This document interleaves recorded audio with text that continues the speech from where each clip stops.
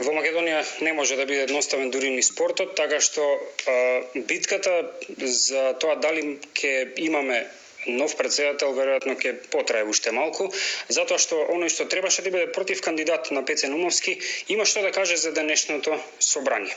Го поздравувам Владо Илиевски, поранешен репрезентативец на Македонија и еве сега несуден кандидат за председател на Македонската кошаркарска федерација.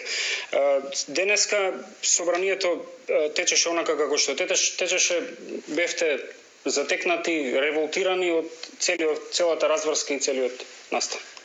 Па сигурно бевме сведоци на едно нелегитимно собрание во кое што повеќе пати се кршеа процедурите и и статутот.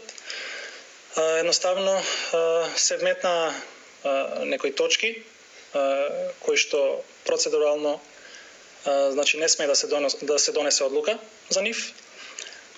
Така што јас се посоветував со мојот правен тим кој што беше таму со мене и ми укажа на повеќе, да кажеме, такви точки, од кои што неколку се, да кажеме, големи и ги кршат, дефинитивно ги кршат правилата и пропозициите на статутот на Кошаркарска федерација. Вие и се обративте на јавноста на еден начин преку социјалните мрежи и подробно ги наброивте сите точки кои што сметате дека се прекршени. Ајде да и објасниме на јавноста што е постапно, што е тоа што не беше неправилно според вас на денешното собрание.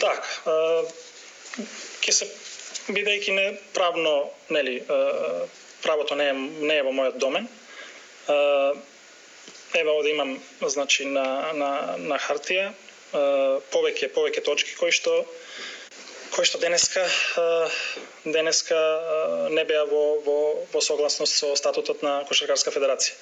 Една од нив е дека согласно член 12 од статутот на Македонска федерација, Кошаркарска федерација, членките на собранието се наведени и претходно објавени. Не секоја членка на федерацијата е членка на собранието. Ако си членка на собранието имаш право на глас.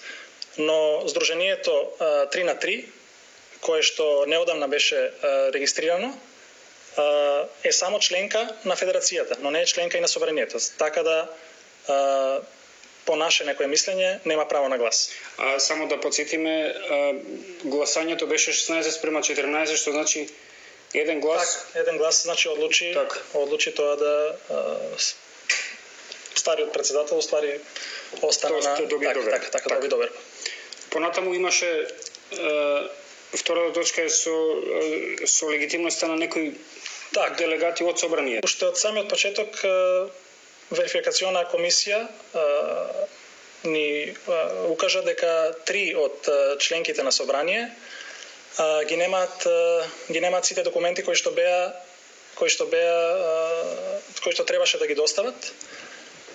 Тоа се Кошаркарскиот клуб Работнички Струмица и Кошаркарскиот клуб Шкупи, кој што нема документ кој што презентира тековна состојба од Централниот регистар на Македонија.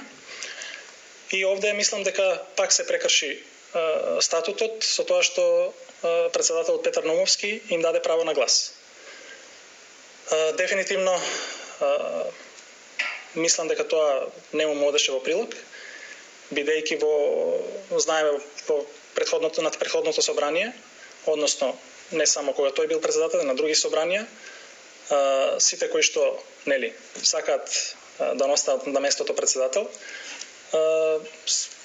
по правна основа покушаваат клубови кои што не им одговараат, односно мислат дека нема да го добијат нивниот глас,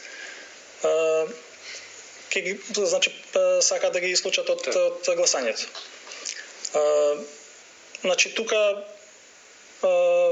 најголем прекршок на статут е дефинитивно внетнувањето на точката разно на дневен ред, каде што тој вметна точка каде што се одлучуваше за тоа да не се ремети, односно да не се свикува вонредно собрание во следните 2 години. Кога ќе биде изгласана доверба на председател, да не смее да има